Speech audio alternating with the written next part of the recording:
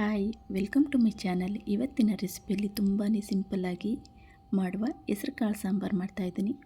ಬನ್ನಿ ಇದನ್ನು ಹೇಗೆ ಮಾಡೋದು ಅಂತ ನೋಡೋಣ. ಮೊದಲು ಒಂದು ಕುಕ್ಕರ್ಗೆ 1 ಕಪ್ ಅಳತೆ ಹೆಸರು ಕಾಳನ್ನು ಚೆನ್ನಾಗಿ ತೊಳೆದು ಹಾಕಿ, ಆಮೇಲೆ ಸಣ್ಣದಾಗಿ ಕಟ್ ಮಾಡಿ ಇಟ್ಟಂತಹ ಬೀನ್ಸ್, ಕ್ಯಾರೆಟ್, ಹಾಗೆ 2 ಕಟ್ ಮಾಡಿದ ಟೊಮೊಟೊ, 2 ಕಟ್ ಮಾಡಿದ ಈರುಳ್ಳಿ, 2 ಮೆಣಸಿನಕಾಯಿಯನ್ನು ಹಾಕಿ, ನಂತರ ಕಟ್ ಮಾಡಿ ಇಟ್ಟಂಥ ಬದನೆಕಾಯಿಯನ್ನು ಚೆನ್ನಾಗಿ ತೊಳೆದು ಹಾಕಿ 2 ಕಪ್ ಅಳತೆ ನೀರನ್ನು ಸೇರಿಸಿ, ಆಮೇಲೆ 1 table spoon sambar powder, 1 table spoon ಅಚ್ಚ ಖಾರದ ಪುಡಿ, ಚಿಟಿಕೆ ಅರಿಶಿಣ, ರುಚಿಗೆ ತಕ್ಕಷ್ಟು ಉಪ್ಪನ್ನು ಹಾಕಿ ಚೆನ್ನಾಗಿ ಮಿಕ್ಸ್ ಮಾಡ್ಕೊಳ್ಳಿ.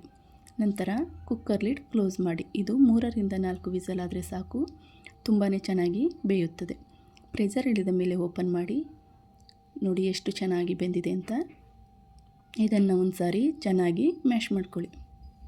ನೋಡಿ ಈ ರೀತಿಯಾಗಿ ಆದರೆ ಸಾಕು. ನಂತರ ಇದಕ್ಕೆ 1 ಗ್ಲಾಸ್ ನೀರನ್ನು ಸೇರಿಸಿ ಚೆನ್ನಾಗಿ ಒಂದು ಸಾರಿ ಮಿಕ್ಸ್ ಮಾಡಿ 1-2 ನಿಮಿಷ ಇದನ್ನು ಕುದಿಯಲು ಬಿಡಿ.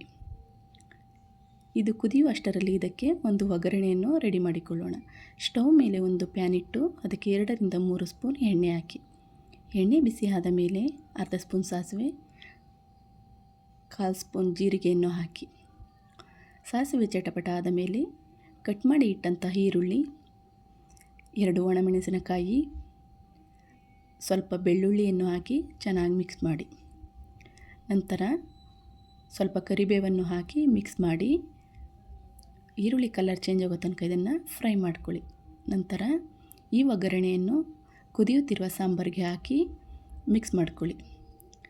ಆಮೇಲೆ ಸಣ್ಣದಾಗಿ ಕಟ್ ಮಾಡಿ ಇಟ್ಟಂತಹ ಕೊತ್ತಂಬರಿ ಸೊಪ್ಪನ್ನು ಹಾಕಿ.